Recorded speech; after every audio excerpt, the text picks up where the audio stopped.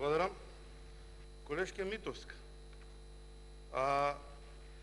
во вашиот говор спомнавте, а и јас ќе продолжам по истата линија, за неконзистентноста и двојните аршини кои што членовите на Социјалдемократскиот сојуз ги имаат во време пред избори и во време кога треба да действуваат по нив.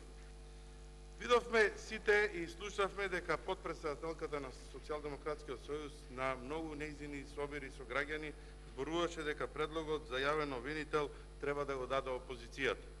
Во моментот ние имаме предлог за изменување на Законот за јавни обвинители во кој што токму тоа го бараме, она што беше приоритет нивен пред одржувањето на парламентарните избори.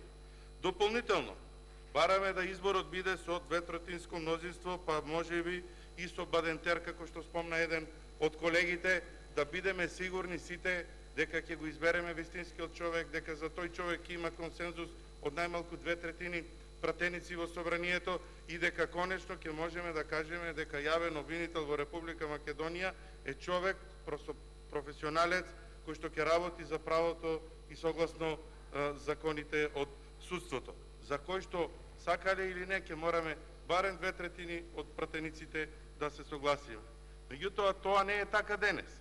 Тоа не е така денес затоа што брзаат да постават човек во јавното обвинителство кој што ќе може да биде слеп послушник и кој што ќе работи согласно нивните директиви и конечно да се отргне она што стои како бреме на градите на плеките на премиерот, а тоа е завршување на постапката по однос на процесот подкуп, кој што и текако го мачи премиерот на Република Македонија.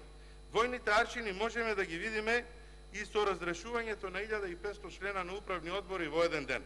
Без никакви критериуми, без она дали е поминет мандат, дали истекува рок на некој управен одбор, успеа во еден ден со една одлука да ги сменат сите членови на управните одбори. Дополнително, исто така беа назначени 1500 членови на управни надзорни одбори на државни институции, комисии и слични тела во Република Македонија, за кој што се организираше и заедничко полагање на англиски јазик.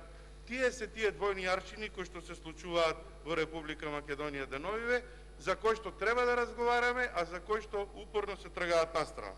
Да не го спомнувам и назначувањето на председателот на Комисијата за жалби, господјата Елена Начевска, која што е баба на генералниот секретар на владата на Република Драги Рашковски. Што е следно?